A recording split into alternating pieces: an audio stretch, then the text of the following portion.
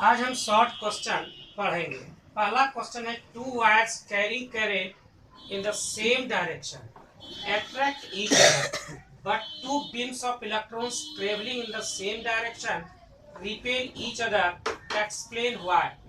तो देखिए, इलेक्ट्रॉन ही कंडक्टर में चलता है, दो पैरेलल कंडक्टर्स हैं, तो उसमें जो मैग्नेटिक फील्ड बनता है वह एट्रैक्टिव होता है, वह एक दूसरे को अट्रैक्ट करता है। लेकिन वही इलेक्ट्रॉन कंडक्टर में न चल करके बीम के रूप में चल रहा है, तो यह तो इलेक्ट्रिक करंट सेटअप करेगा, यानी दोनों के बीच एक मैग्नेटिक फोर्स ऑफ अट्रैक्शन लगेगा। लेकिन दोनों पर चार्ज भी सेम है, इसलिए इलेक्ट्रोस्टैटिक रिपल्सन का फोर्स भी लगेगा।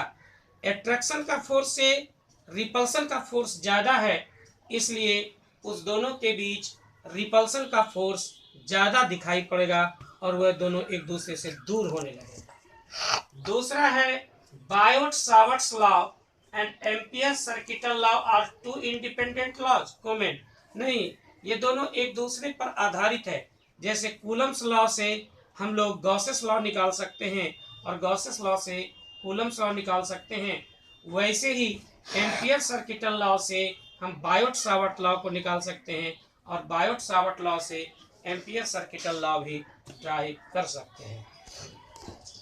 तीसरा है, two wire loop PQRSP formed by joining two semicircular wires of the radii R1 and R2 carries a current I as shown in figure.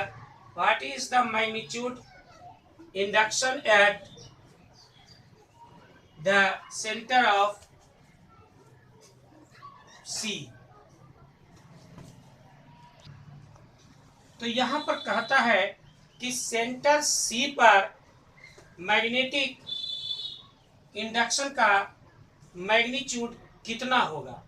तो यहाँ पर आप देखिए कि P और Q, R और S दोनों स्ट्रेट लाइन में है और C इसी पॉइंट पर पड़ रहा है, इसी ज्वाइनिंग पॉइंट पर पड़ रहा है, इसलिए स्ट्रेट वायर के कारण मैग्नेटिक फील्ड यहाँ पर 0 हो जाएगा। अब यहाँ पर दो सेमी सर्कुलर वायर है, एक में करंट इस डायरेक्शन में बह रहा है, दूसरा का करंट इस डायरेक्शन में बह रहा है। निश्चित रूप से दोनों का जो मैग्नेटिक फील्ड होगा अपोजिट होगा। तो मैग्नेटिक फील्ड सर्कुलर लूप के कारण होता है mu naught by 4 pi into 2 pi I by R1।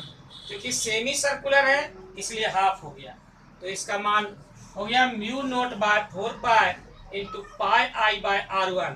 उसी तरह से B2 भी हो जाएगा mu 2 by 4 pi into pi I R2। इसका डायरेक्शन ठीक एक दूसरे का अपोजिट होगा, इसलिए रिजल्टेंट B इक्वल टू हो जाएगा B1 माइनस B2।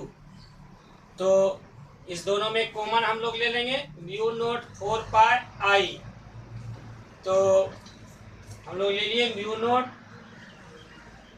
बाय 4 पाई और इसमें बच गया 1 बाय R1 और इसमें बच गया 1 बाय R2, तो 1 bye R1 minus 1 bye R2।